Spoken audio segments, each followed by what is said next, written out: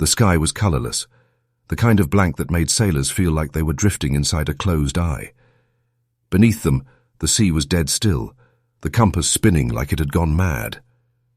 30 nautical miles off the Newfoundland coast, a British survey ship had dropped anchor without meaning to, drawn by something none of the crew could name.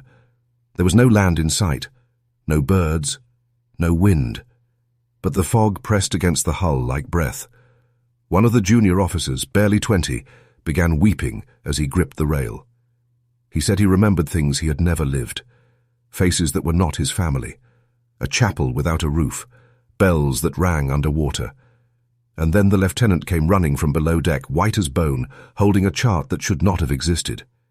It showed an island, large, detailed, dated 1886. Its name had been burned off with acid, and yet its outline was unmistakable.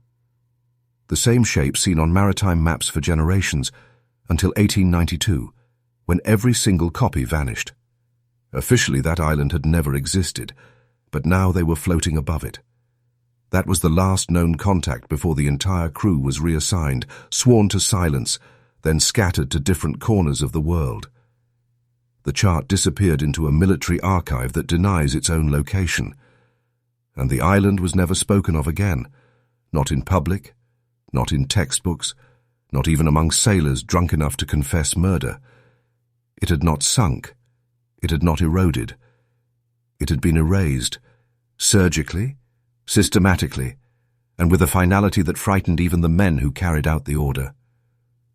Some say it was a failed colony. Others whisper it was a place of ritual, where the living went to forget themselves, and the dead stayed awake. But those who've gone searching report stranger things: fog that doesn't move, instruments that lie, birds that circle then vanish mid-air.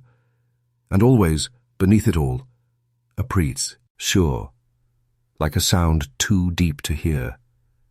Like the island is still there, waiting, remembering. This is not the story of land lost to time.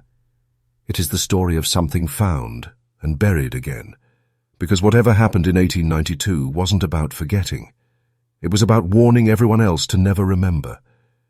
He worked alone in a narrow loft above a printing shop in Aberdeen, the walls stained with sea salt and the ceiling bowed from damp.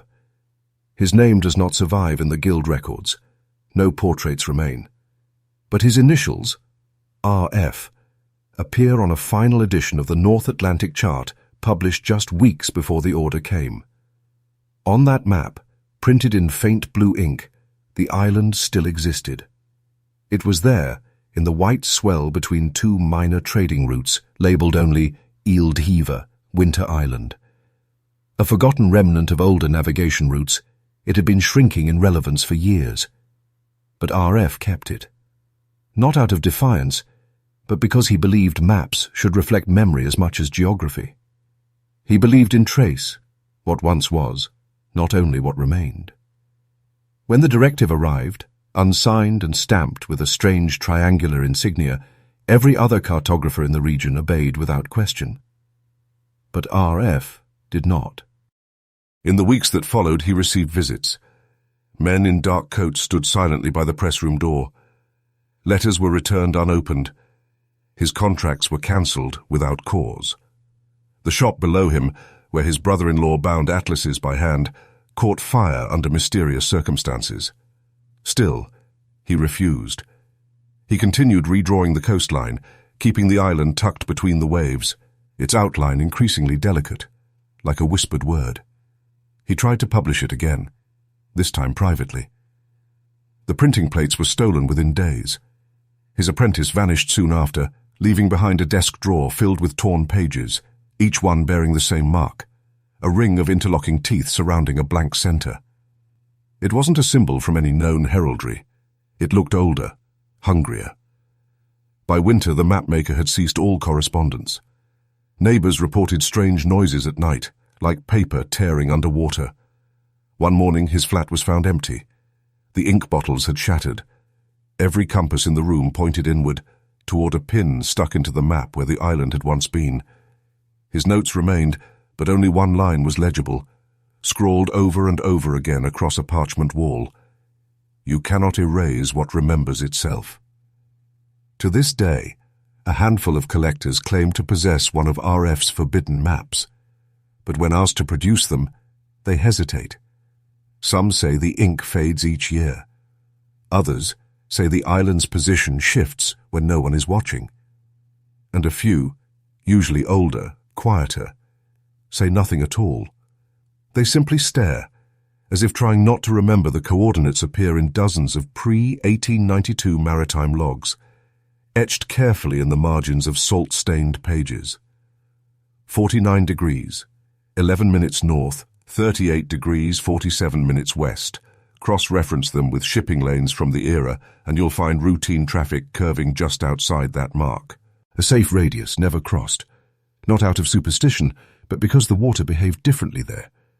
The air thickened, instruments dulled, currents shifted with no wind to guide them. Captains learned to mark the location, then veer a silent mile away. They never recorded the reason, only the numbers.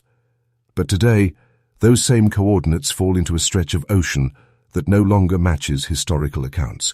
Sonar shows uniform seabed, no island, no reef, no anomalies. And yet the tides still refuse to align.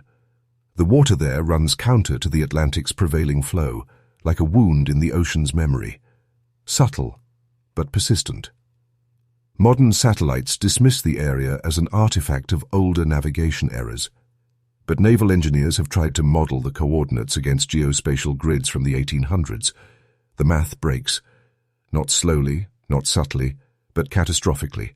Currents reverse, wind projections collapse, and always the coordinates float just slightly outside fixed Earth positioning, as if they belong to something still in motion, something not entirely part of this world's geography. Pilots flying over the region report brief instrument failures, unexplained altimeter drops, a sharp ringing in their ears. One described the sensation as like trying to fly over a memory that doesn't want to be disturbed.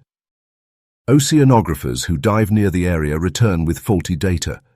Cameras glitch, depth readings fluctuate. But the most telling detail lies in the sonar returns. At precisely those phantom coordinates, sonar begins to loop. Not just distort, but echo back images from previous expeditions. Structures that shouldn't be there. Reefs shaped like spires. A curvature of coastline that matches sketches from 1870s whaling charts, but disappears seconds later. It is as if the sea remembers something, and the coordinates act as the needle on a warped phonograph, dragging across a forgotten groove. A retired naval archivist once described the phenomenon as residual cartography, the stubborn refusal of reality to obey erasure. If the island was deleted, the coordinates never got the message. They remain, floating, misplaced, and out of sync with everything around them. Not wrong, not broken, just waiting for the rest of the world to catch up to a truth it's been ordered to forget. Before the silence, before the fog sealed it in myth, the island was known in fragments. Scattered archival references, weather logs, sailors' journals, and missionary reports paint a portrait as incomplete as it is unsettling.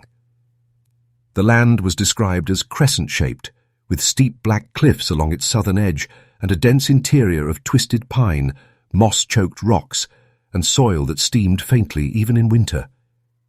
Early accounts noted the smell before anything else. A sharp metallic dampness that lingered on clothes and skin, as if the island had been exhaling something from deep beneath its surface. The northern coastline, flatter and more accessible, hosted a small harbour that rarely froze, even during brutal Atlantic storms. No one ever quite explained why. Several 19th-century ships stopped there for emergency repairs or to take shelter from squalls. Their logs mention an absence of birds, no animal, tracks inland, and strange patterns carved into the trees. Not letters, not symbols, but grooves made by hands that didn't seem to care about recognition. One captain described the sensation of time slipping. He wrote that his crew had only spent 2 days ashore, but the ship's calendar advanced by 5. Watches lost sync, compass needles spun and reset, and then there were the bells. Missionaries arriving in the 1840s reported a solitary chapel built into the cliffside. It had no steeple and no windows, just a long stone nave and a single iron bell suspended over the ocean on a rusted armature. Locals called it the Throat. It rang only in fog, even when the air was still. Inside the chapel, the walls were covered in salt residue and a black, wax-like substance. Pews were missing. The altar bore no cross, just a hollow basin that smelled faintly of burnt lichen. There were no official records of conversion, no baptisms, no funerals. Yet the graveyard just inland held hundreds of nameless markers, all identical, all dated only with the symbol of an open eye. The inhabitants were few, dozens, perhaps 100 at most. Descriptions of them are brief and impersonal, thin, pale, unbothered by cold. They spoke an unplaceable dialect that resisted transcription, and they avoided direct eye contact with visitors. One missionary noted that they seemed to be listening for something behind or beneath everything else. Something old, something that wanted to be remembered only by those willing to be forgotten. In the years immediately following 1892, a wave of legal activity swept quietly through coastal towns in Nova Scotia, eastern Quebec, and scattered pockets of northern France. Families with ancestral ties to the vanished island, those who had once fished its waters, traded with its port, or sent sons to serve at its lighthouse, were approached by unknown intermediaries.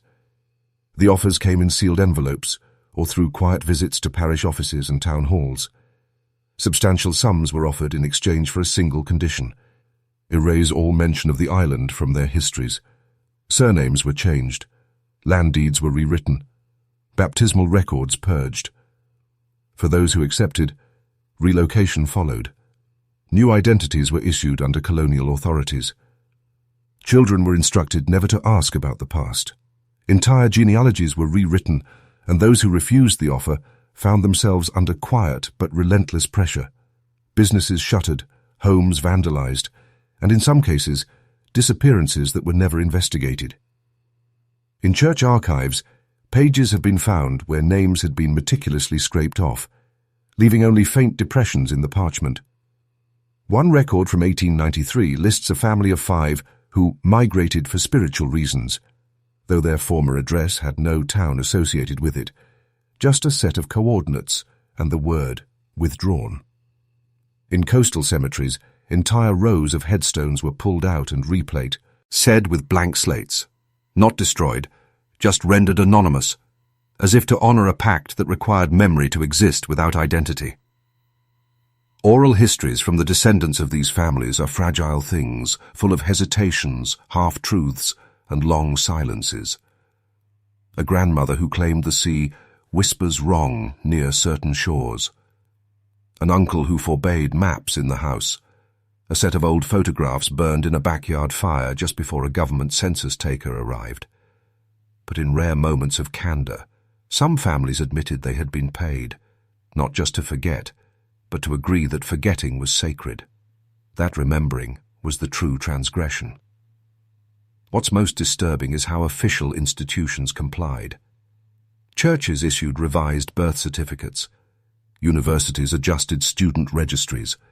Even colonial governments retroactively altered shipping permits to list non-existent ports or redirect trade to settlements that had never received a single vessel. It was not a conspiracy born of fear. It was something deeper, a choice made across nations, languages, and creeds, to sever bloodlines from memory, to bury not only the island, but every soul who ever claimed it. The expedition left port in the summer of 1889, commissioned quietly by a European university whose name has been redacted from all surviving paperwork. 11 individuals in total, a mix of geographers, naturalists, and theological historians, departed aboard a specially equipped vessel with reinforced hulls and an experimental photographic rig. Their stated goal was to chart undocumented geological features in the North Atlantic, but private correspondence between faculty members suggests another objective: to investigate recurring anomalies reported near the island. These anomalies included compass failures, duplicate sonar returns, and the sudden loss of temporal orientation experienced by passing ships. The island was still printed on maps at that time, though often shaded in grey rather than blue, as if cartographers were already unsure what it represented. The team arrived near the coordinates 2 weeks after departure, anchoring just outside the main harbour, described in older charts. The last log entry transmitted by signal lamp stated simply, "Shoreline visible. Disembarkation begins at dawn." After that, no further messages were received. The weather remained calm. No storm warnings were issued. Yet, 10 days later, the vessel was found adrift off the coast of Ireland. There was no sign of distress. The sails were lowered, the anchor retracted. Inside the ship, every cabin was empty. Beds were made. The galley was untouched. A pot of water left simmering on the stove had long since boiled dry. What remained was stranger still. A camera tripod stood on the upper deck, but its film casing was missing. In the captain's quarters, a single page from the ship's journal had been nailed to the wall. It bore a sequence of hand-drawn symbols, circular, repeating, spiralling inwards like a labyrinth with no exit. The ink was faded, but recent enough not to have been exposed, to salt or weather. Every drawer had been emptied, but not in panic, deliberately, as if knowledge had been removed piece by piece. A crate of geological samples sat unopened near the hold, and yet above it, a line of chalk had been drawn in the shape of a boundary. No one on the retrieval team dared step over it. The ship was towed to port and placed under immediate naval jurisdiction. A single note was entered into the official report. Crew presumed drowned, vessel returned under conditions unexplainable. No further inquiry was conducted. The university disavowed the expedition and shuttered the department responsible. And from that point forward, no academic entity ever attempted to reach the island again. Among the scattered remnants aboard the ghost ship was a single object tucked beneath a false floor panel in the navigation cabin, a leather-bound journal wrapped in oilcloth, its binding cracked but intact. At first glance, it resembled any officer's personal log, thick vellum pages, neatly aligned ruling, and attached ribbon for keeping place. But when archivists opened it, they found no recognizable language. The entries were densely packed lines of looping characters that obeyed no known alphabet. Not ciphers, not code, not even ornamental symbols. Just fluid, recursive markings that grew more erratic as the pages turned. Linguists called in from several institutions failed to identify any linguistic structure. There were no repeating sentence patterns, no grammatical framing. It read like a language unto itself, one that had never been spoken aloud. What made the logbook so deeply unsettling wasn't just the script, it was the rhythm. The entries weren't random, they followed a cadence. Paragraphs expanded across pages like waves, building toward some kind of crescendo, then abruptly collapsing into frantic clusters of overlapping strokes, as if the writer's hand had been possessed by urgency or terror. On certain pages, the ink was darker, almost burned into the paper. On others, water stains formed perfect concentric circles around the text, as though something beneath the surface had pushed up against it. Several pages had been torn out, cleanly, deliberately. But faint imprints remained, showing that the writing extended to the edges in every direction. Perhaps most disturbing of all was the final page. Instead of characters, it bore a single image, a ring of human figures surrounding an inverted map of the island. Their arms were raised, faces turned inward. At the center of the island was not a mountain, chapel, or lighthouse, but an open eye, not drawn crudely, but with clinical anatomical precision, the kind found in 17th century medical engravings, as if whoever wrote the journal was not just documenting a location, but witnessing a revelation. The journal was stored under heavy academic lock and studied in secret. Years later, the lead analyst reportedly suffered a breakdown, claiming the book had shifted in content each time he read it. He stopped speaking, wrote only in spirals, and eventually disappeared from his residence without packing a single item. To this day, The logbook is rumored to be hidden within an unnamed private archive. But those who've glimpsed it agree on one thing. It was not written for human eyes. It was written for something else. The sea near the island had always been strange, but after 1892 it began to betray the senses outright. Ships that wandered too close to the phantom core, dynates reported a sudden and total collapse of sound. Not a gradual fade, but an immediate absence. The wind still moved the sails, the water still lapped at the hull, but the world grew mute. No creaking timber, no gull cries, no human voice, even when screamed. Radios transmitted static, then nothing, not even the comforting hum of white noise. Crews found themselves speaking in exaggerated whispers, not from fear, but because something instinctual told them that louder sounds might be punished. Compasses spun slowly, then violently, then simply gave up, needles trembling as if caught between two truths. Engineers tried replacing magnetic systems with gyroscopic ones, but the results were worse. The ship's direction became impossible to fix. Logbooks showed drift patterns that defied current charts, sometimes reversing course entirely without sail adjustment. It was as if the waters near the island repelled navigation, forcing even the most precise instruments into quiet rebellion. But it was the watches that disturbed sailors the most. Timepieces, both mechanical and electric, began to tick in reverse. Not quickly, not all at once, but slowly, methodically, like the unfolding of a long-forgotten ritual. One captain reported that the ship's entire chronometer lost 3 hours overnight, despite clear skies and unbroken course. Another seaman described his pocket watch pausing for entire minutes, then restarting backwards. The hands moved not in defiance of time, but in allegiance to something deeper, older, and more deliberate. Onshore observation posts, watching the region from a distance, confirmed similar anomalies. Signal towers lost contact with passing ships the moment they entered the island's radius. Weather balloons launched nearby ceased transmitting data once they crossed an invisible threshold. Dogs stationed at the lighthouse refused to face the sea, howling when forced, and the barometers on land, untouched by ocean wind, fluctuated as if responding to pressure from something below. In naval debriefings, commanders refused to discuss these events directly. Instead, they marked the zone with soft warnings: avoid, reroute, atmospheric instability. But in sailor taverns and whispered corners of shipyards, the legend took root. It was said the island did not just erase itself from the map. It unstitched the senses. It undid orientation, dissolved voice, and reversed time. Not as a trick, but as a form of defense. A warning that arrival was not permitted, because presence itself was an intrusion. It stood at the island's southernmost point, embedded in a jagged bluff of volcanic rock, rising like a skeletal finger above the churning sea. The lighthouse was visible only during certain tides, when the mist peeled back just long enough to reveal its silhouette.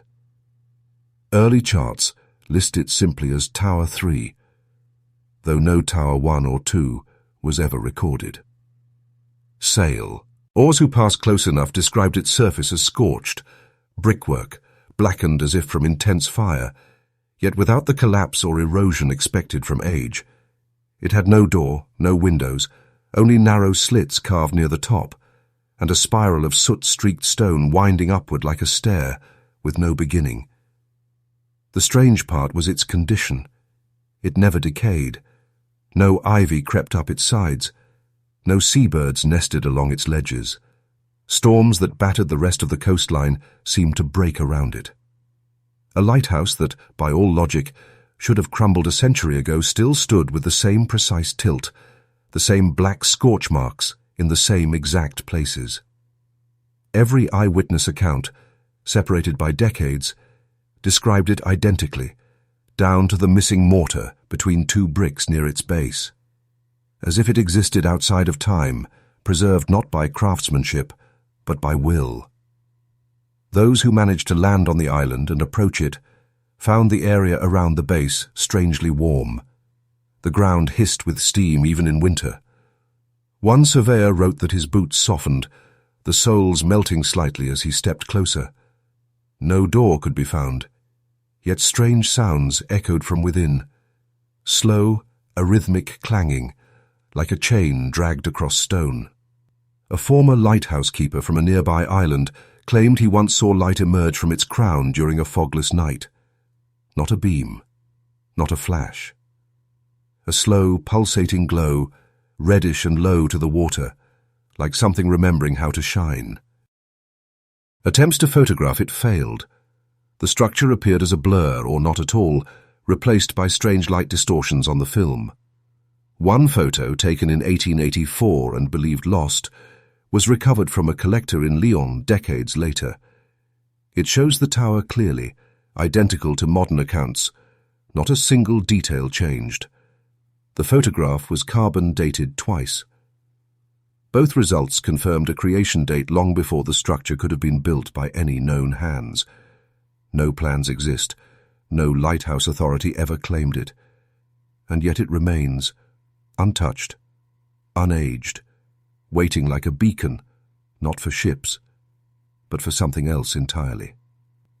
The first recorded mention came from a merchant vessel forced to anchor near the island's northern shoal after a steering chain snapped mid-route.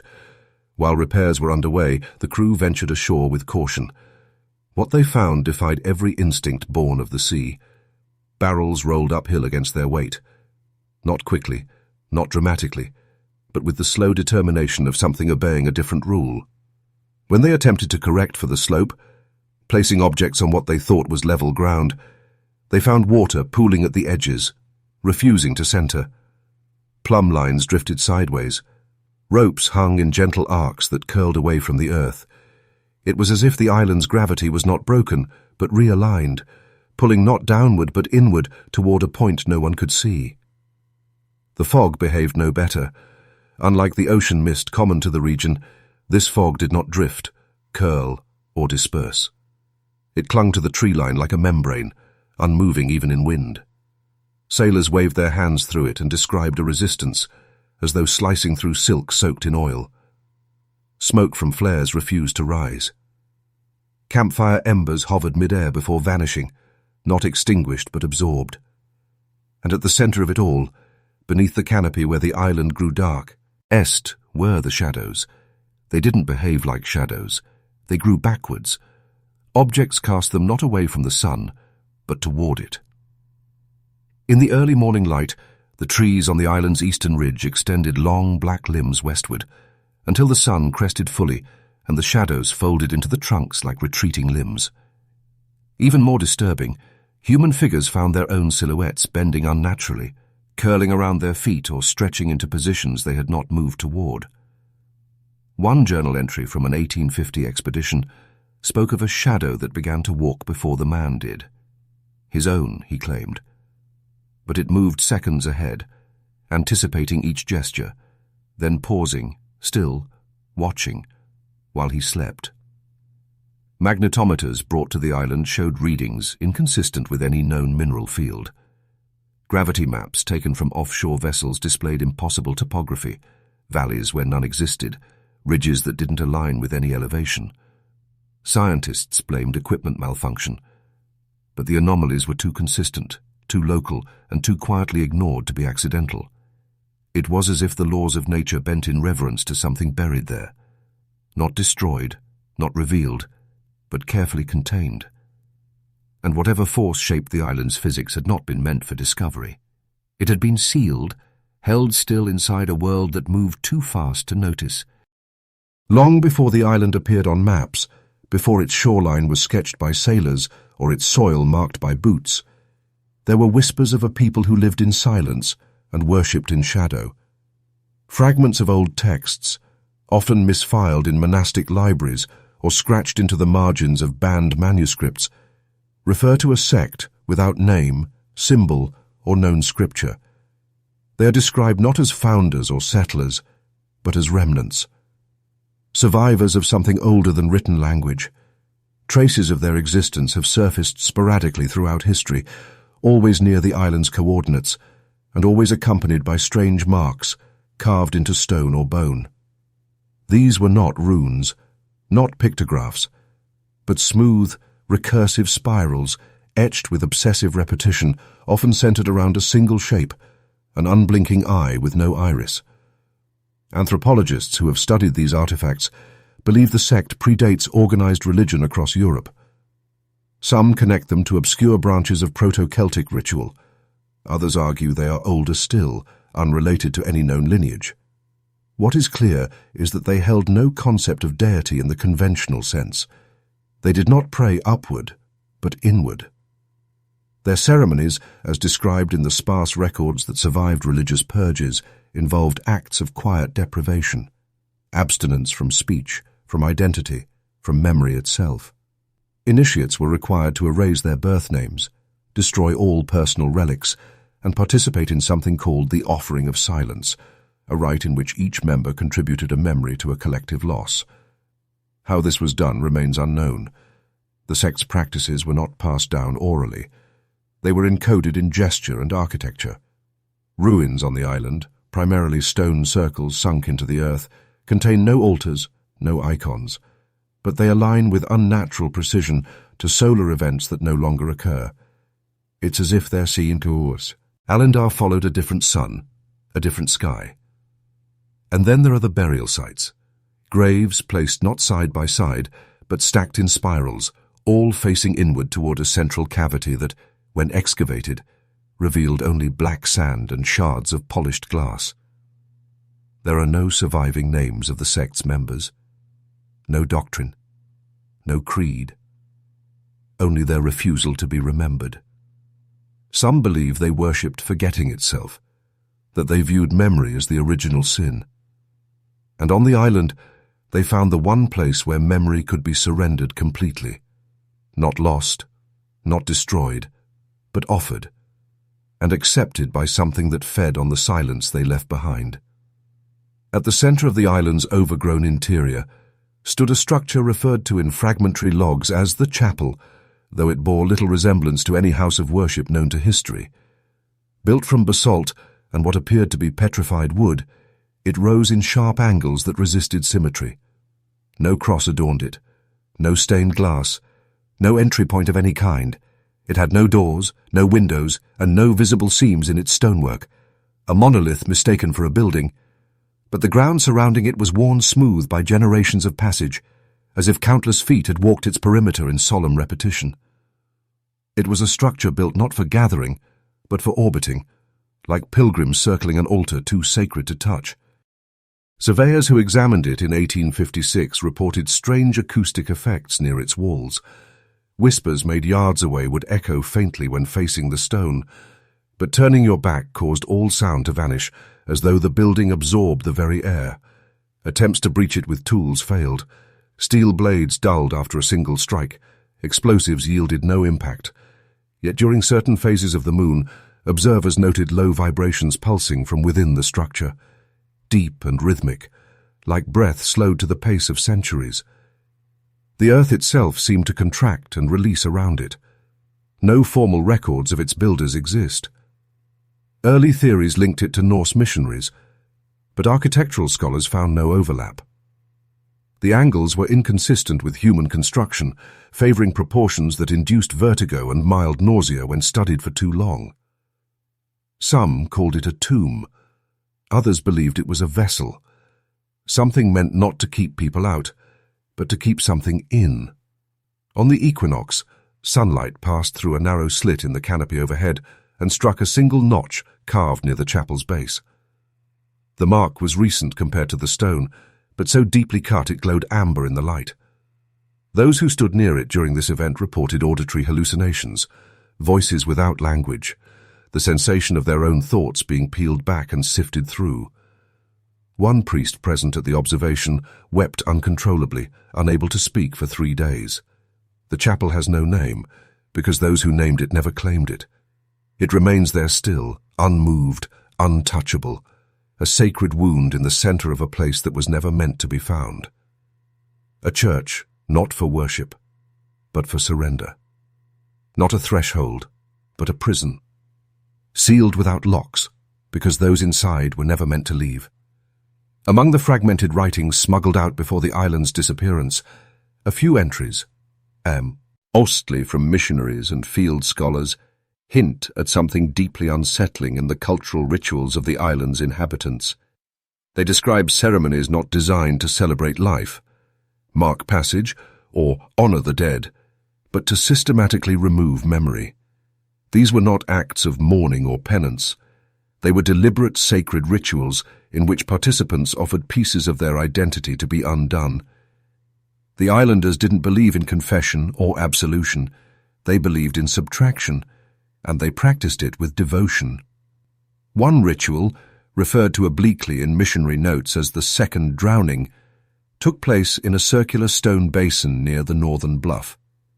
The participant would stand alone in waist-deep brine drawn from a subterranean spring believed to be connected to the sea itself. Observers, if any were allowed, remained behind a carved boundary, marked with twisted rope and symbols resembling interlocked eyes. The initiate would speak their memory aloud, but not to those watching. They addressed the water. A name, a grief, a sin, or a piece of themselves they no longer wished to carry. Then, in silence, they would submerge fully. When they rose, they would not speak again for several days. Witnesses wrote that their eyes seemed vacant, not with trauma, but with calm. Another rite, known only as the unbinding, involved small bone tokens worn around the neck. These were carved in intricate loops and handed down generationally. During the ceremony, the wearer would shatter their token with a smooth stone and scatter the pieces into a fire made from rootless wood that burned without ash. From that point forward, they would no longer respond to their former name. Even relatives addressed them as strangers. It was not exile. It was rebirth through forgetting. Most disturbing of all were the mass silencings, gatherings where entire households participated at once. According to one priest's account, families would enter the chapel without doors, not through a physical opening, but through a trance-like procession that seemed to fold space around them. They returned hours later, changed, not hollow but distant, as if they had stepped into something larger than memory and come back with only the outline of who they had been. These ceremonies were not meant to erase pain. They were meant to create space for something else, to rid the self of narrative, of continuity, so that what lingered beneath the island's surface could fill the void. Not possession, not transformation, but occupation, silent, permanent, and welcome. The island's scant remaining documents, those recovered from shattered mission outposts and decaying personal journals, contain almost no references to childhood as it is commonly understood. No birth records, no naming ceremonies, no stories of infancy or parental milestones. The children who lived there appeared in village notes only once they could walk unassisted and perform basic communal tasks. Even then, they were listed not by age, but by role: stone turner, root drawer, ash watcher. There were no birthdays marked, no anniversaries of life begun. Only one date appeared consistently beside their names: a shared point in the future labeled the return. Missionaries noted this absence with confusion. Attempts to establish baptismal records were met with resistance, not hostility, but quiet indifference. Parents offered no dates, no recollections. Some could not even confirm the season in which a child had arrived. It was as though the act of birth held no spiritual weight among them. They did not celebrate beginnings. They prepared for endings. One missionary journal describes a chilling ceremony witnessed by chance. A child, no older than 10, standing at the center of a stone ring while the others circled in silence. Each held a candle, unlit. The child's forehead was marked with a dark, oil-like substance shaped in a spiral. No words were spoken. At the conclusion, all candles were extinguished at once, though they had never been lit. The child was then led into the chapel without doors and not seen for 2 days. When they returned, they no longer answered to the name they had been given.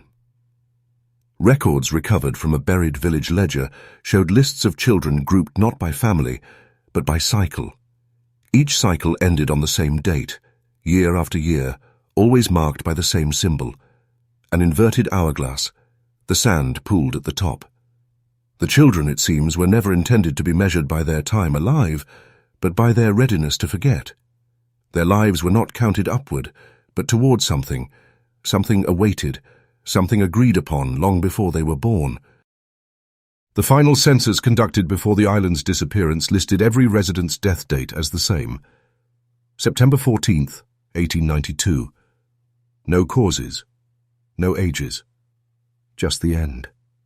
Even infants were included, their names etched beside the elders in the same hand, a communal expiration.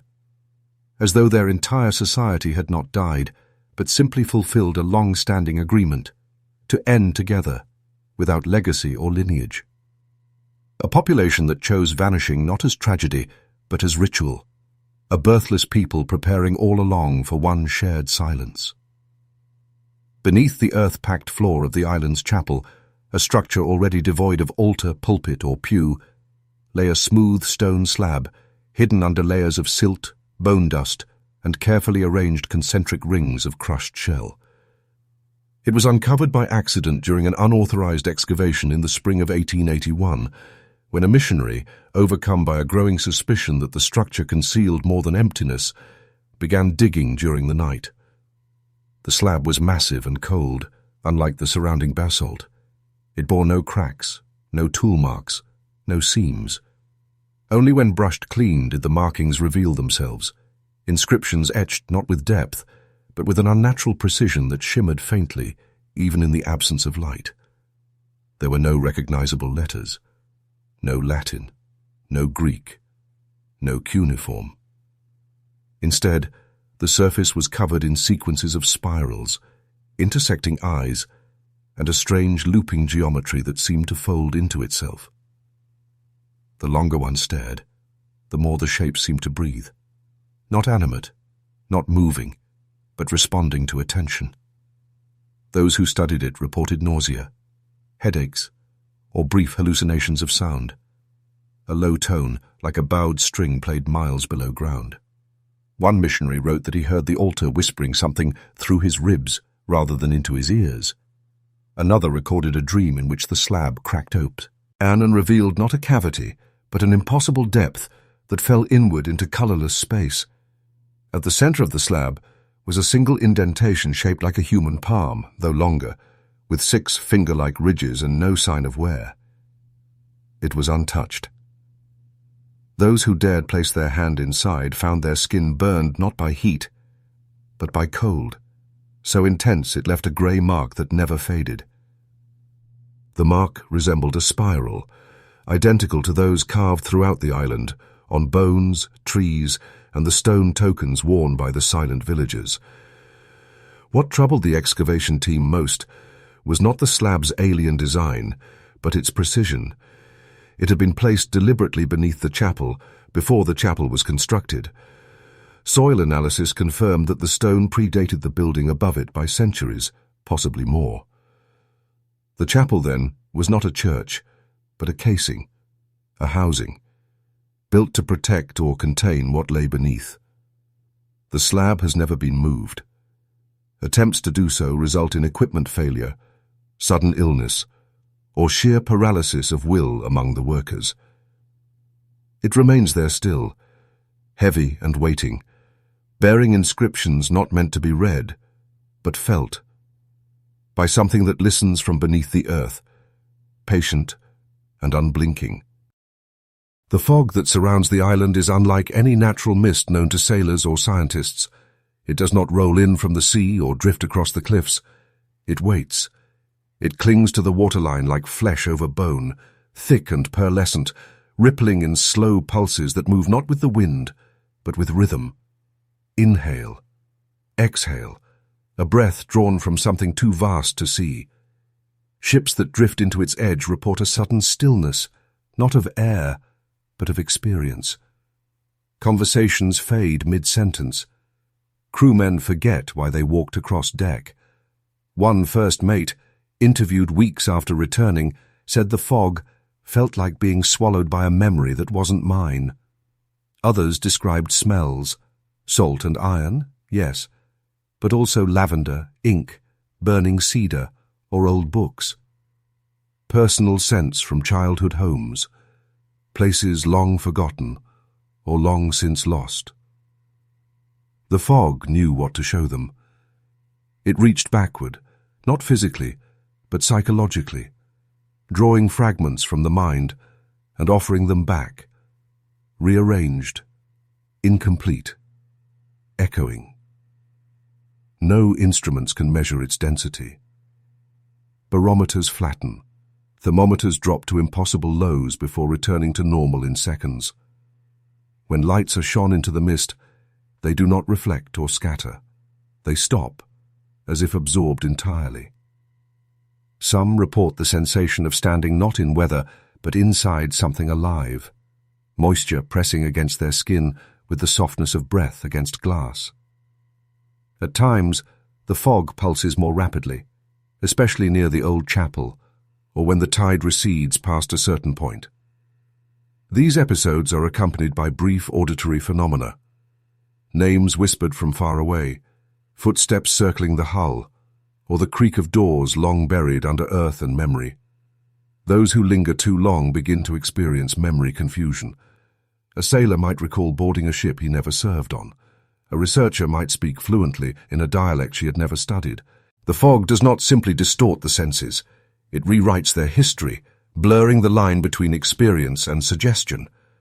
One man returned with knowledge of events that had not happened, swearing he had attended a funeral on the island's bluff, could describe the mourners, the soil, the name of the child buried.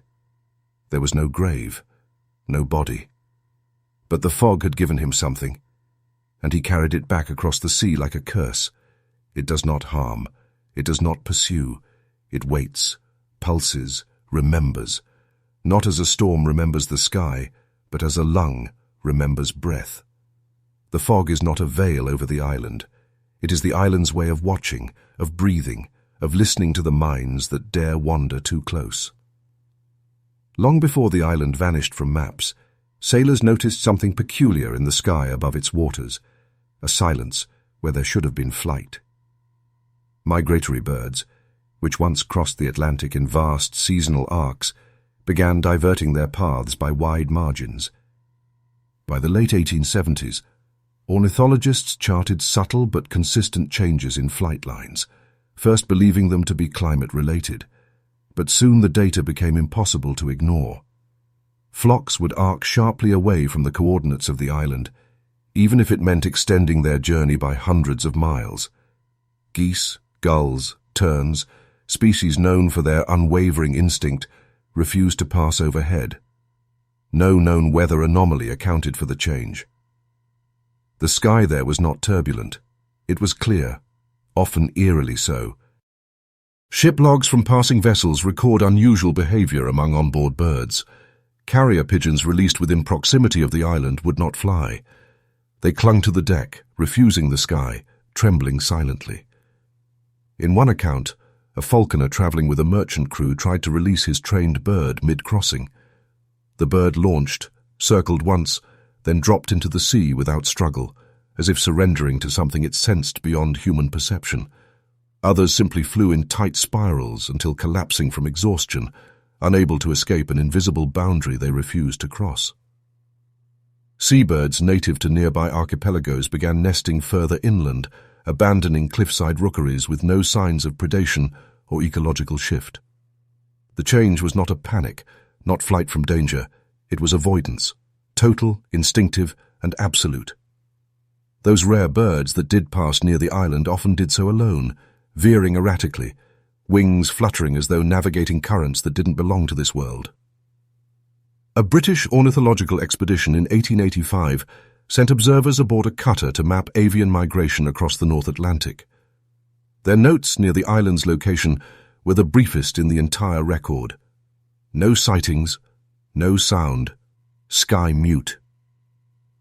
In cultures across time, birds have been seen as omens, messengers, watchers, bridges between the living and the divine. That no birds crossed this stretch of sea was not merely a curiosity. It was a declaration. Nature itself had recognized a wound in the world and chosen to look away. The sky above the island was not empty. It was forbidden. An aerial silence enforced not by predator or storm, but by something unspoken and ancient. Something even the birds, in their unthinking truth, knew should never be witnessed from above. The final census of the island, recovered decades later from a locked drawer in a collapsed rectory near the newfound land coast, was a simple ledger bound in brittle leather and sealed with a clasp etched in unfamiliar symbols.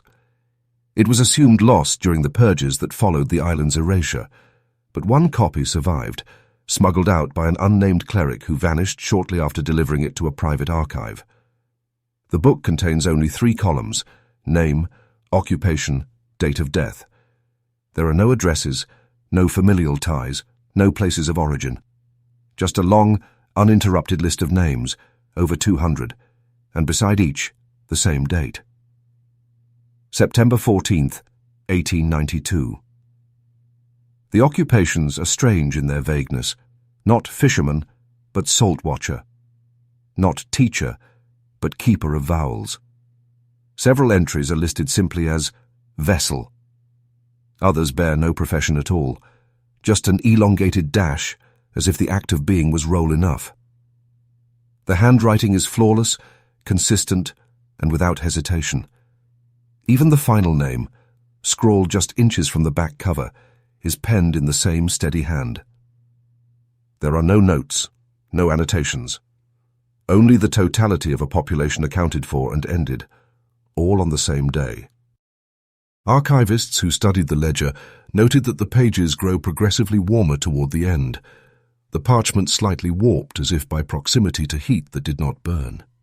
The ink too changes, shifting from a deep brown to a muted grey, as if fading before it could even dry. When compared to census styles of the period, the book follows none of the standards. It is not a civil record. It is not religious. It does not appear to be for administration or taxation. It is, by all measures, a list of the remembered, written for no authority but the island itself. What's most unsettling is that no matching death records exist anywhere else. The names do not appear in regional church archives, naval registries, or maritime obituaries. The people on that list died, officially, nowhere. And yet their deaths are recorded with the precision of a final accounting, as if fulfilling a long-standing arrangement. Not a disaster, not a plague, a decision. Every name, every life, ended on the same date. The census is not a record of loss. It is a ritual. The island did not collapse or drown or fade. It concluded.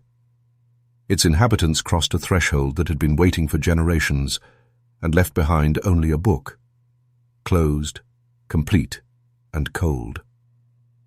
In the months following the island's disappearance from maps, a series of quiet but coordinated actions unfolded across institutions that rarely spoke to each other, let alone moved in unison.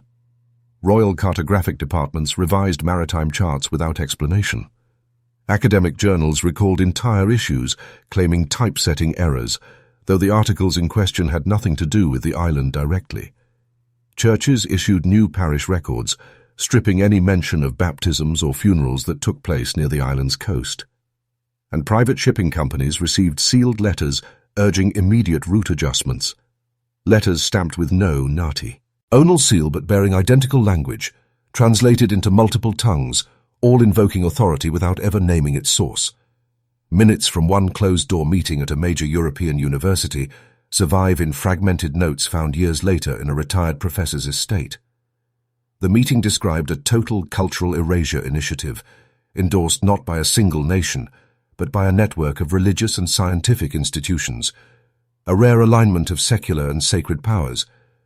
The justification was thin, abstract, something about the containment of inherited memory and the destabilization of shared cosmology. No one spoke the island's name aloud. In fact, its name was absent from every page. It was as if even within the halls of decision, to name the place was to grant it form, and form was what they feared. Church authorities quietly excommunicated missionaries who refused to burn their reports. Seminaries purged coursework on unassigned coastal missions. A set of theological letters between two bishops alludes to a breach in spiritual containment and urges immediate correction before echo becomes presence. Meanwhile, university departments of natural science, anthropology, and theology abruptly closed or merged, citing budget concerns despite overflowing enrollment.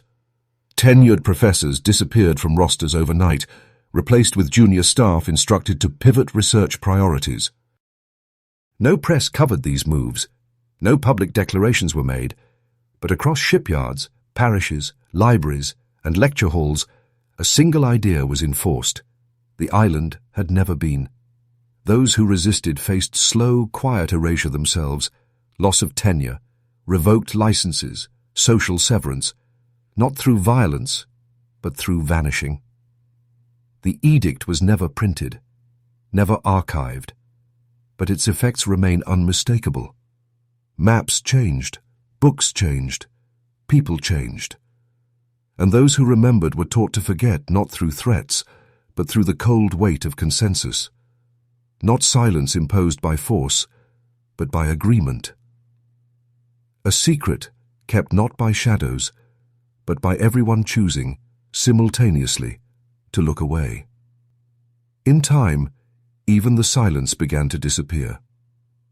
The orders, the edits, the letters marked confidential, all the instruments of erasure that once operated in the shadows of government offices and ecclesiastical libraries started to vanish, as though consumed by the very absence they had created.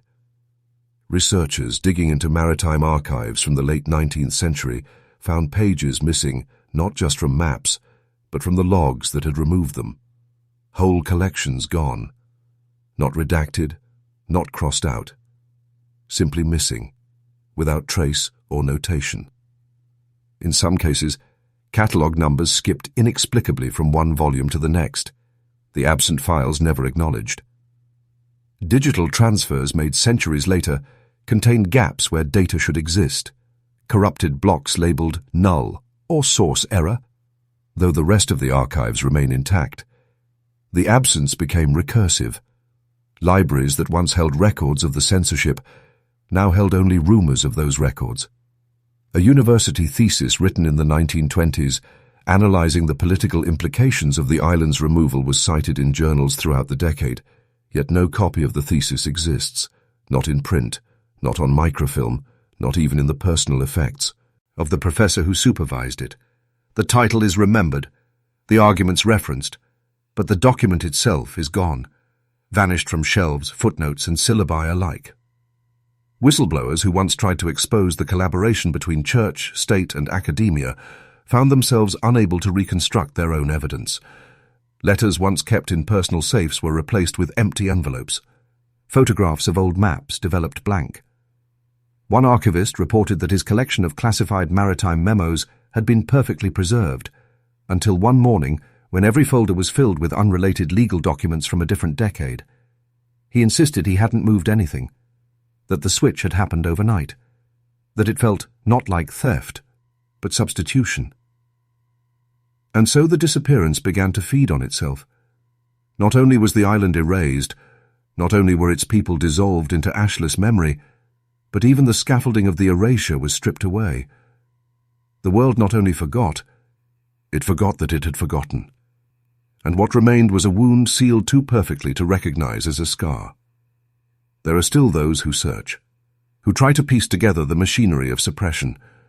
But the deeper they dig, the more they find themselves standing in empty vaults, turning the pages of books that never mention what they once contained. The absence has metastasized. It no longer hides what was lost. It hides that anything was ever there at all. Fishermen have long spoken of the waters near the island's former coordinates with an unease that transcends superstition. They do not speak of storms or sea creatures, nor of pirates or reefs. They speak of voices, soft, persistent, and always just beyond clarity. Those who stray too close, usually by accident, guided by a failing compass or a momentary lapse in attention, return changed. Some report nothing at first, only a vague headache, a flicker in the periphery, a taste of salt heavier than the sea itself. But as the days pass, the voices begin.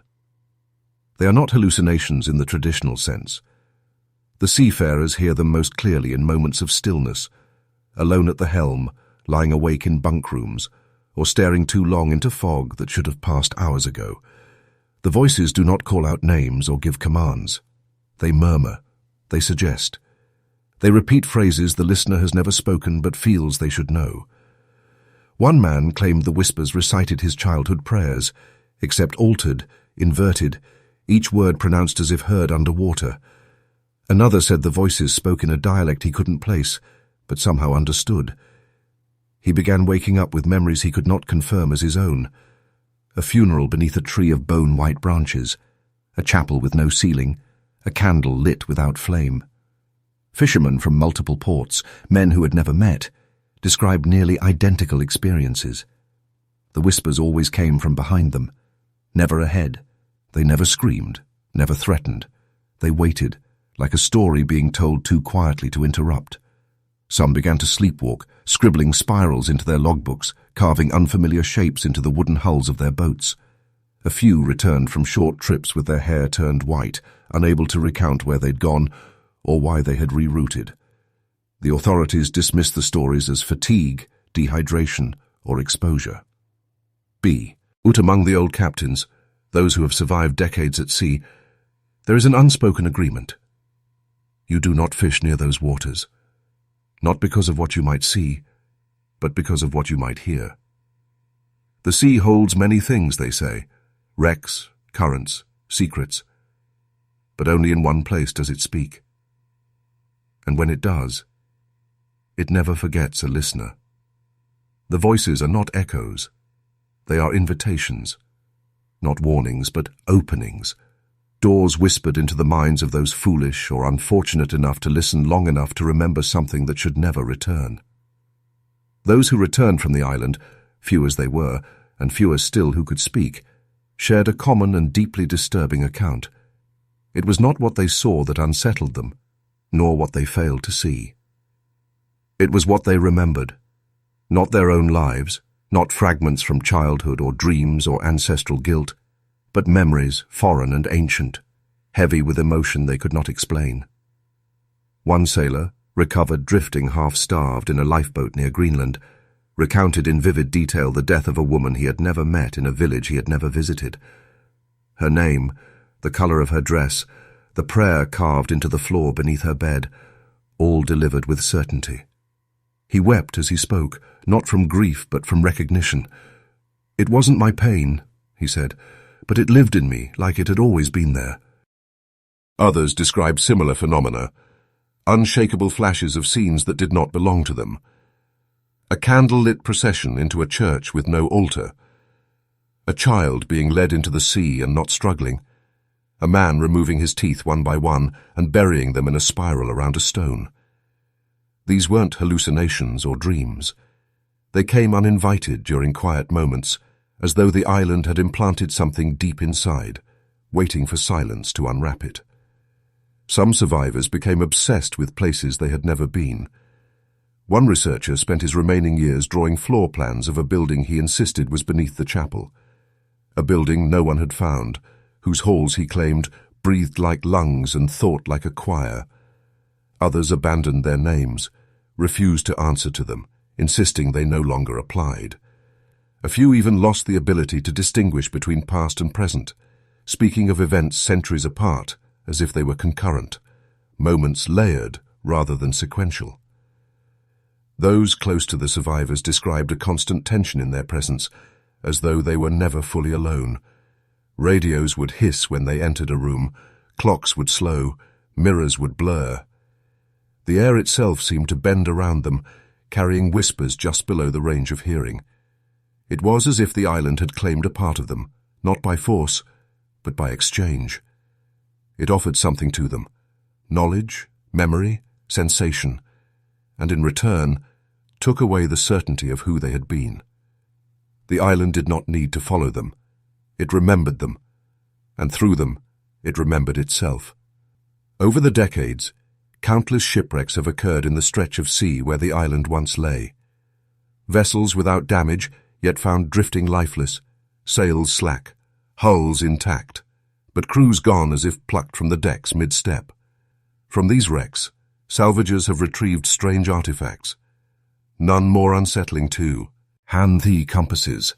Dozens have been recovered, all frozen in perpetual motion, their needles never settling, endlessly circling without pause. Even when removed from the wrecks, stored in controlled conditions, or encased in lead-lined boxes, the needles spin. Not erratically, but with a mechanical patience, as though tracking something not in space, but in time. Some compasses, once dismantled, reveal internal carvings along the brass casings, tiny etchings too deliberate to be accidental. Spirals, eye-like glyphs, and clusters of parallel lines resembling waveforms. Experts insist they were not part of the original manufacturing, and yet the aging of the metal shows no sign of tampering.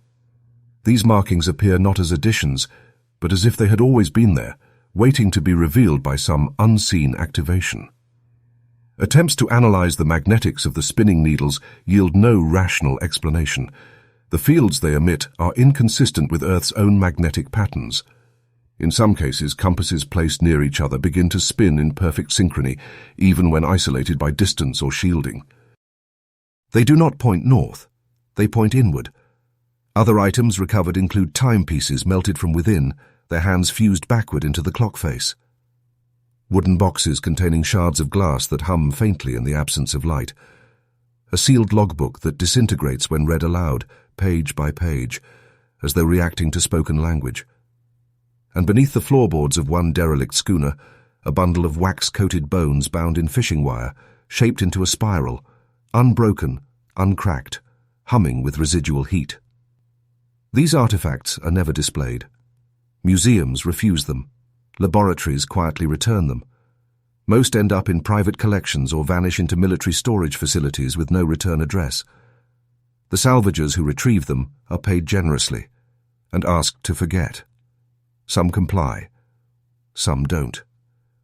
But those who keep the items speak of persistent dreams, of names that do not belong to them, of pullings in the chest whenever they stand near water.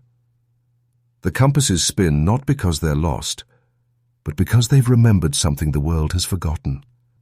They do not search for true north. They are tracing a wound, a tear in the map that no longer has a name, but still has direction. The sea gives and takes, but near the waters where the island once lingered, it has been said to do something worse. It leaves something behind. In the years following the island's erasure, scattered among the coasts of Iceland, Scotland, and northern France, came tales of sailors who returned changed, not in mind, but in flesh. They arrived weeks after vanishing at sea, emaciated but upright, faces slack with silence, skin grey and cracked as if cured by salt and wind. They did not speak. They did not respond to questions. And when touched, their bodies felt dry, too dry, like something pulled from the deep and left too long beneath an uncaring sun. One French medical examiner, after inspecting a recovered corpse, wrote that the skin cracked like pressed parchment, the lips held together by a crystalline layer of dried brine. Upon attempting to conduct an autopsy, the blade snapped against the sternum. The tissue beneath was not bone or flesh as known, but something else, light, porous, granular, like aged coral. Salt had not preserved them. It had replaced them. Entire circulatory systems turned to mineral. Lungs collapsed inward, as if they had breathed something heavy that never left. In more than a dozen cases, the sailors' clothes remained intact, but the bodies within shattered with the slightest movement. One fisherman was said to crumble into dust the moment his daughter embraced him. Another collapsed into the bilge of his own boat when dragged ashore. In each case, salt was found not just on the skin, but embedded deep in muscle cavities, joints, even brain matter. Not residual from the ocean, but grown, like a deposit formed over time. Medical science offered no explanation. No illness known to man behaved this way. Officials quietly ruled the deaths as natural despite their unnatural state. Those who witnessed these returns described a smell unlike rot, earthy, mineral, but sharp, like burnt limestone soaked in brine. And always the eyes were the same, wide, dry, and staring as if still watching something from far beyond the shore. Some coastal towns began burning recovered ships at sea rather than risk what might come off the hulls. Nets found near the island's old coordinates were left to rot rather than drawn aboard. Salt became not a preservative, but a warning. A residue left behind by the sea not to cleanse, but to remind. The sailors hadn't drowned. They had been remade, restructured by something that does not understand flesh, only shape, only silence, only return. There are people who dream of the island without ever hearing its name.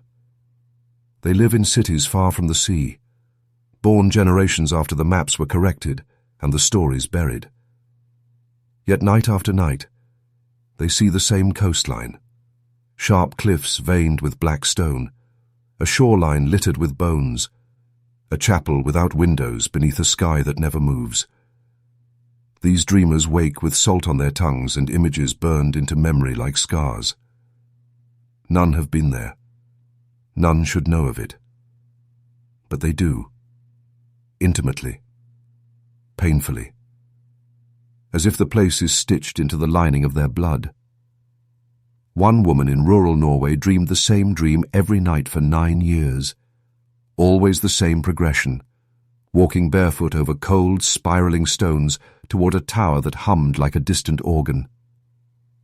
Her grandfather had disappeared at sea in 1892. His name, later discovered in a private census ledger, had been marked with the date September 14th. She had never known the island existed.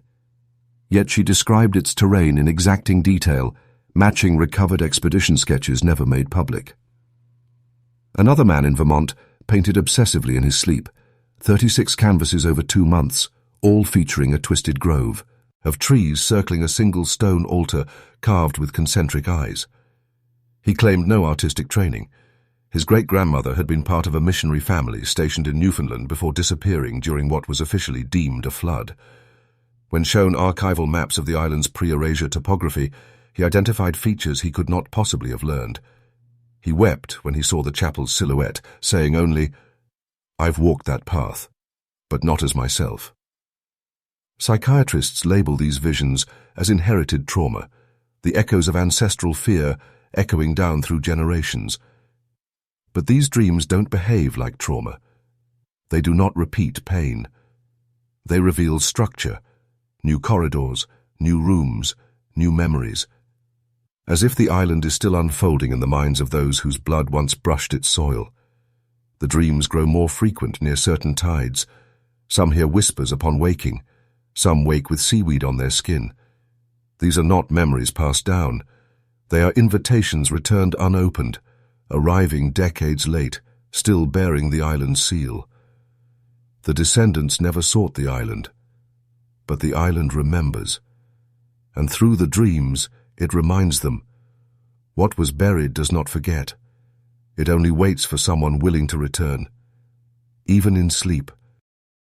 In 2007, a maritime historian named Dr. Elias Rennick launched a privately funded project to investigate what he called the erased coordinates, a stretch of ocean in the North Atlantic where archival maps from the 19th century once depicted an island, later removed without explanation. Rennick, meticulous and reclusive, had spent over a decade collecting fragments, censored logbooks, anonymous naval memos, burned census drafts, and weather logs that recorded wind directions pointing toward nowhere. He noticed a pattern, a pulse beneath the data, something that didn't belong but refused to vanish.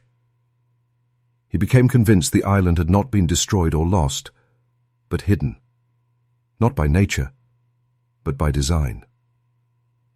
The expedition deployed a state-of-the-art research vessel equipped with deep scan sonar, magnetic resonance sensors, and satellite uplink. Over 3 weeks, They mapped a grid across the ocean floor surrounding the erased coordinates, expecting nothing but sediment. Instead, the data came back inconsistent. Sonar failed to penetrate a circular area roughly 4 kilometers wide. Readings returned echoes that appeared as topography, then flickered into static. It was as if the sea was showing them something, then taking it back. The outline of a landmass briefly appeared, complete with elevation contours and a central depression, but the next pass revealed only flat seabed. Satellites attempting to image the region captured blanks, no water, no cloud, no reflection, just void. The ship's onboard systems began to fail one by one. The navigation software looped, displaying routes that led back to the same point. Communications dropped, clocks desynchronized. The crew grew restless, plagued by identical dreams of standing at the edge of a cliff where no wind moved, staring at a black sea beneath a sky without sun or stars. Rennick documented everything, even as he admitted he was no longer certain what they were chasing. He began speaking of the island not as a place, but as a behavior, a phenomenon that resisted being known. On the 22nd day, the data logs erased themselves. The drives were not corrupted. They were blank, as if newly manufactured. The only file that remained was a single audio loop of something faint and pulsing, like breath recorded from a distance. When the ship docked, Rennick vanished within a week. His research was never published. His belongings were sold in estate liquidation.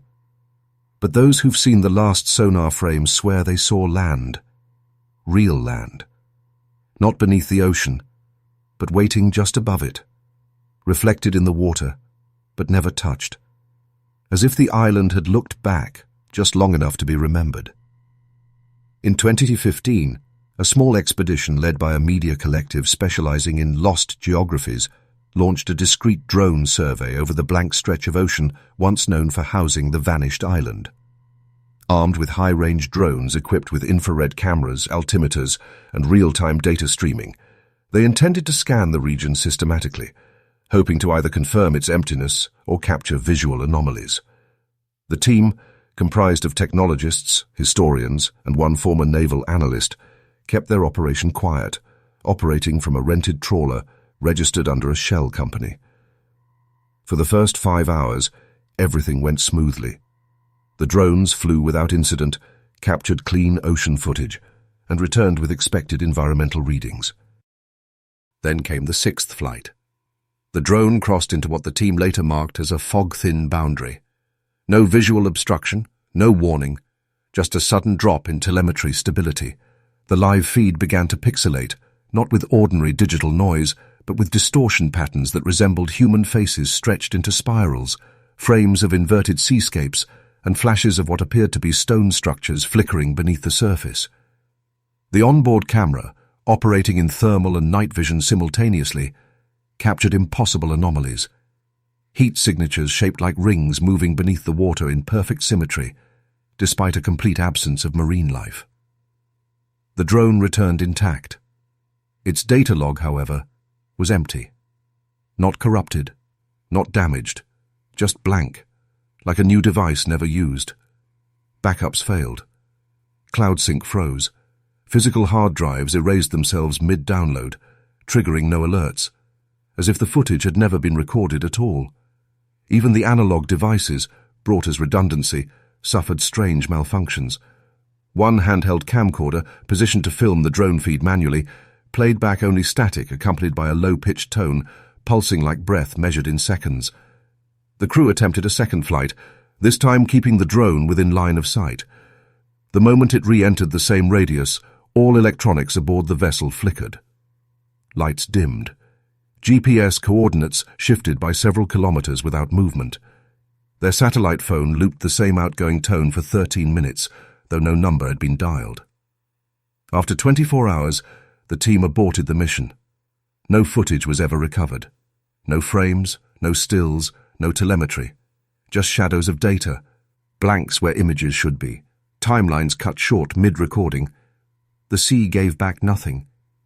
And yet, every drone returned physically unharmed. As if the island allowed approach, but not observation, as if to see it is to lose what you brought to see it with. In 2021, during the liquidation of an estate belonging to a reclusive antiquarian in northern England, a folded parchment was found tucked inside the false bottom of an 18th-century naval chest. It was brittle, discoloured with age, and wrapped in oilcloth that smelled faintly of cedar and salt. The map bore no title, no cartographer's name, and no date, but its style was unmistakably 19th century. In delicate ink strokes, it depicted the North Atlantic with shocking precision. Current lines, depth notations, and wind corridors, all annotated in the neat hand of someone deeply familiar with naval navigation. But what drew attention immediately was the presence of an island at the heart of the map, an island that does not appear on any modern chart, an island long erased. It sat nestled between now empty coordinates, drawn not as an afterthought, but as the centerpiece. Detailed topography etched its cliffs, inlets, and a central elevated structure marked with a spiral. Surrounding the landmass were faint glyphs in a language unknown, looping outward like a tide frozen in ink. At the base of the map, in faded graphite, was a single phrase, revealed only when forgotten. Cartographic experts authenticated the materials as consistent with the late 1800s, though the ink resisted aging in a manner not fully explained by conservation science. The topographical design did not match any known island formation, and when superimposed on satellite imagery of the region, the island's shape aligned not with land, but with a persistent sonar void, an area where modern scanning returns nothing, as though the sea there declines to be seen. The collector who purchased the map at auction reported immediate issues. Photocopies failed. Scans returned blurred, unreadable files. Even photographs developed with analog film appeared as blank parchment. The only way to view the island was to hold the map directly, under natural light, and never record it. Attempts to transcribe the glyphs by hand resulted in mild nosebleeds, and in one case temporary aphasia. The original owner's journal, found separately, contained only one entry on the map. It remembers, "When I sleep, I am there."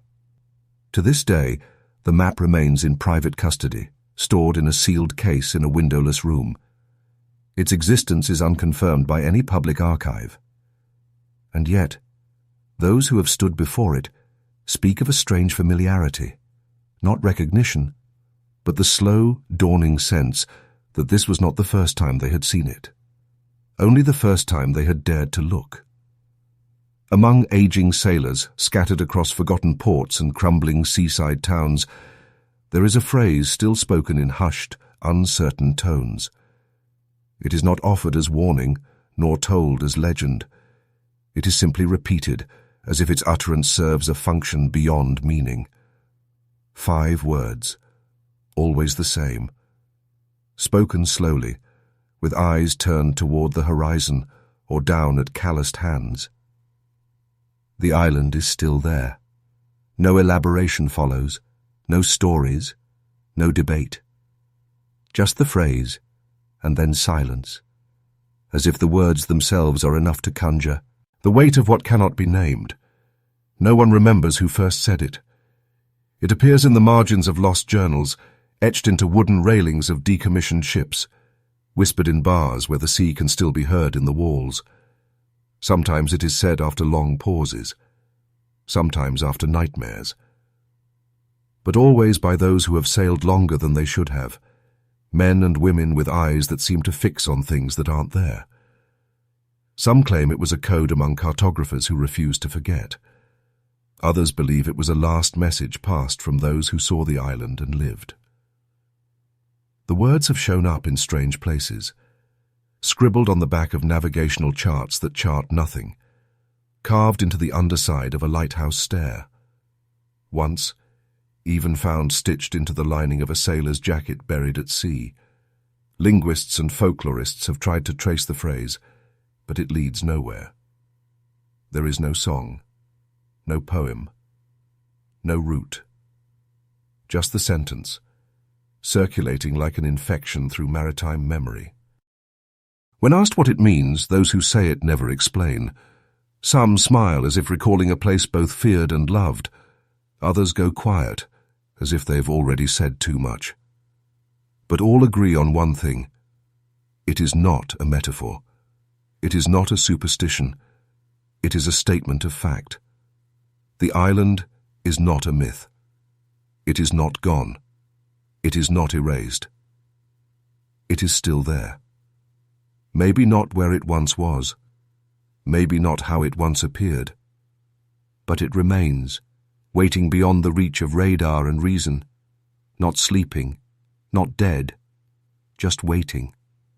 And those 5 words, spoken without ceremony, are not a warning, but a confirmation, a passing of knowledge older than chart or law, not to summon the island, but to remind it, we remember, and we know it remembers too. There is no entrance to the island, because there is no clear boundary between here and there, no path, no pier, no final approach. It is not behind a curtain or beyond a gate. It is stitched between seconds, pressed into the seams of memory, waiting for those whose minds drift just far enough off course to feel it. There is no exit either, not once it sees you, not once it knows your shape. The island does not need to hold your body. It holds something deeper, your awareness, your alignment. A thread pulled through the eye of something vast, coiled, and not altogether dead. For centuries, we have mistaken disappearance for absence. But absence has no echo. This does. This hums through coordinates erased from maps, through salt that clings to skin long after you've left the sea, through dreams that don't belong to you but live behind your eyes anyway. The island doesn't want followers. It wants memory. Yours, mine, anyone's. It doesn't chase. It waits. Patient, infinite, and unbending. Not a place, but a recursion. A place that remembers being forgotten and feeds on the cycle. The greatest trick was not its vanishing. It was convincing the world that forgetting was survival, that forgetting was mercy. And maybe it was. Maybe the island showed something too old, too recursive, too divine in the way a wound is divine. Something so vast in its silence that to name it would fracture the self. So we buried it, rewrote it, scattered its bloodlines, and erased even the erasure.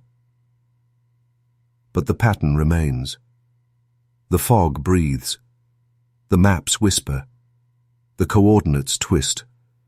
And always the tide returns. No exit, no entry, no end. And if something in this story felt too familiar, if a voice inside you stirred like it was hearing a truth you were never supposed to recall, then you've already stepped too close to its shore. The island has no need to appear. It waits for the ones who remember without knowing why. You're not alone. And the silence? It's only just beginning to speak. Keep listening. Keep remembering. And if you want to follow the echoes of what history was forced to forget, stay with us here in the Macabre record.